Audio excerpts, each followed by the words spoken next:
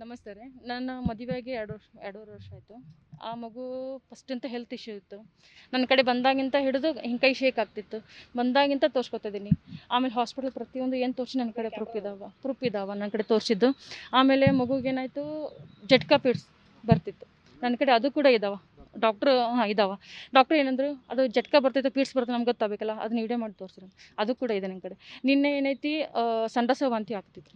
ವಾಂತಿ ಅಂತೂ ಹೊರಗೆ ಕೂತು ಎಲ್ಲ 6 ಗಂಟೆ ತನಕ ಮಗು ಹೊರಗೆ ಕೂತಿದ್ದು ನೋಡಿದ್ರಿ. ಎಲ್ಲ ಪೀಪಲ್ ನೋಡಿದ್ದಾರೆ, ಔಟ್ಸೈಡ್ ಪೀಪಲ್.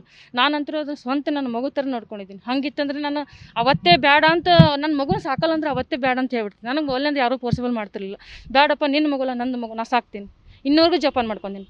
ಇಷ್ಟು ದಿನ ಅವ್ರು ಚಂದ ನೋಡ್ಕೊಂಡಾದ್ಮೇಲೆ ಇವತ್ತು ಯಾಕೆ ಕೇಳಕ್ರು? ಅವತ್ತೇ ಮಗು ಆ ಥರ ಕಾಳಜಿ ಇದ್ದರೆ ಅವತ್ತೇ ಕರ್ಕೊಂಡು ಹೋಗೋದಾಗಿತ್ತು ಮಗುನವರು. ಅವತ್ತು ಬಿಟ್ಟು ಹೋಗ್ಯಾರ. ಇವತ್ತು ನಾನು ಜೋಪಾನ ಮಾಡಕತ್ತೀನಿ. ಅದು ಹೆಲ್ತ್ ಇಶ್ಯೂ ಅಂತ ಆದ್ರೆ ಅದು ನನ್ನ ಮೇಲೆ ಬ್ಲೇಮ್ ಮಾಡೋದು ಹೆಂಗೆ? ಯಾಕೆ ಸರ್ ಅದನ್ನು ಬ್ಲೇಮ್ ಮಾಡ್ತಾ ಇದ್ರು? ಏನು ಇವ್ರು ಯಾಕೆ ಬ್ಲೇಮ್ ಮಾಡ್ತಾ ಇದ್ರು? ನಿಮ್ಮ ಮೇಲೆ ಯಾಕೆ ಆರೋಪ ಮಾಡ್ತಾ ಇದ್ರು? ನಾನು ಎಣ್ಣೆ ಹೇಳ್ತಿಲ್ಲ ಸರ್, ಅವ್ರ ಮೇಲೆ ಸಿಟ್ಟು ನನ್ನ ಮೇಲೆ ಹಾಕ್ತಿದ್ದಾರೆ. ಅವ್ರು ಏನೋ ಇವರು ಛತ್ತೀಸ್ಗಢ ಡ್ಯೂಟಿ ಮೇಲೆ ಇದ್ದರು ಆಕೆ ಅವಳು ಸತ್ತಾಗ.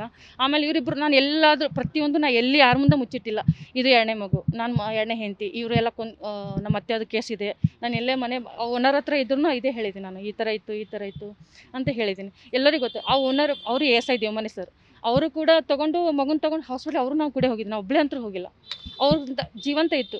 ಮಗು ಪ್ರಾಬ್ಲಮ್ ಎಷ್ಟು ಅಂದರೆ ಅದು 3 ದಿನ ಹಿಂದೆ ಪೀಡ್ಸ್ ಬಂದಿತ್ತು ಸರ್. ನಂಗೆ ಅದು ಕೂಡ ಇದೆ ನನ್ನ ಕಡೆ.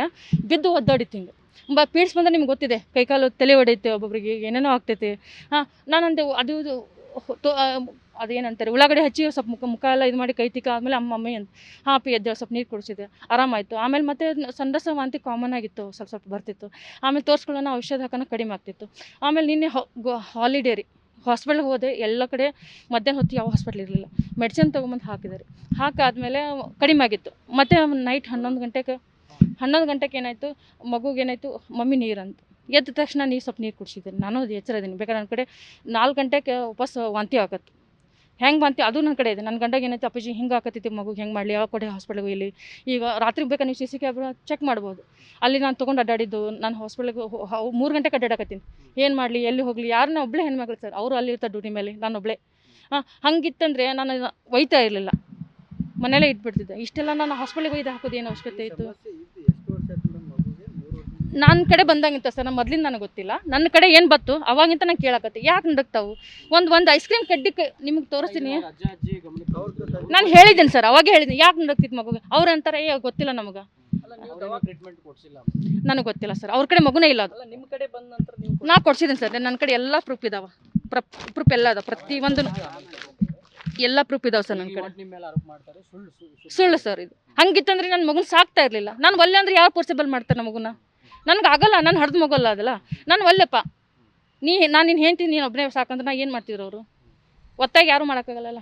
ನಾನು ಆಯಿತು, ನೀ ಮಾಡ್ಕೊಂಡಿಲ್ಲ, ಆಯಿತು, ಅದು ಆಕೆ ಇಲ್ಲಲ್ಲ, ಮುಗೀತು, ನನ್ನ ಮಗು ನಾನು ಸಾಕ್ತೀನಿ. ನಿಮ್ಮ ಮೇಲೆ ಆರೋಪ ಎರಡನೇ ಹೆಂಡ್ತಿ, ಮತ್ತು ಅದು ಮೊದಲಿನ ಕೇಸ್ ಇವ್ರ ಮೇಲೆ. ಇವ್ರನ್ನಂದ್ರೆ ಅಷ್ಟು ಮೊದಲಿಂತ ನೀವು ಐತಿವ್ರಿ. ಧಮಕಿ 8 ಸಲ ಹಾಕಿದ್ದಾರೆ ಅವರು. ನಾನು ಇಲ್ಲಿ ಬಂದಮೇಲೆ ಒಂದು 4-5 ಸಲ ಫೋನ್ ಮಾಡಿ, ಮಗನ ನೀನು ಕೊಲೆ ಮಾಡ್ತೀನಿ, ನೀನು ಕೊಂದು ನಿನ್ನ ನೋಡ್ತೀನಿ, ನಿನ್ನ ಹಿಂಗೆ ಧಮಕಿ ಹಾಕೋತಾನಿದ್ದಾರೆ. ಅವ್ರಿಗೆ ನಮಗೆ ಹಿಂಗಿದೆ ಜಗಳ ಇದೆ. ಅಂದರೆ ಮೊದಲಿನ ಮಗಳ್ರಿ ಅವ್ರ ಮಗಳು ಇವ್ರು ಮದುವೆ ಮಾಡಿಕೊಟ್ರು. ಅದು ನನಗಂತೂ ಅದು ಮ್ಯಾಟ್ರ್ ಗೊತ್ತಿಲ್ಲ. ಅವರ ಡ್ಯೂಟಿ ಮೇಲೆ, ಛತ್ತೀಸ್ಗಢ ಡ್ಯೂಟಿ ಮೇಲೆ ಇದ್ದು, ಇವ್ರು ತೀರ್ಕೊಂಡ್ರು ಅಂತ ಹೇಳಿದ್ರು, ಇಷ್ಟೇ ಗೊತ್ತು ನಂಗೆ. ಆಮೇಲೆ ಇವ್ರ ಮೇಲೆ ಕೇಸ್ ಇದೆ, ಅಟೆಂಡ್ ಆಗ್ತಾರ ಎಲ್ಲ ಇದೆ. ಅವ್ರ ಮಗಳ ಮೇಲೆ, ಅವ್ರ ಅತ್ತೆ ಮೇಲೆ, ಮತ್ತು ನಮ್ಮ ಮನೆಯವ್ರ ಮೇಲೆ ಇದೆ. ಅದಾಯಿತು. ಇವಾಗ ಏನು ಮಗು ನಾನು ಜೋಪಾನ ಮಾಡ್ತಿದ್ರೆ ಬಂದು ನನ್ನ ಮೇಲೆ ಬ್ಲೇಮ್ ಮಾಡಿದ್ರೆ ಏನು ಮಾಡಲಿ ಸರ್? ನಾನು ಸ್ವಪ್ನ ಸರ್. ನ್ಯೂಸ್ ಫಸ್ಟ್, ನಿರ್ಭೀತಿಯಿಂದ ನಿಮ್ಮ ಪರವಾಗಿ.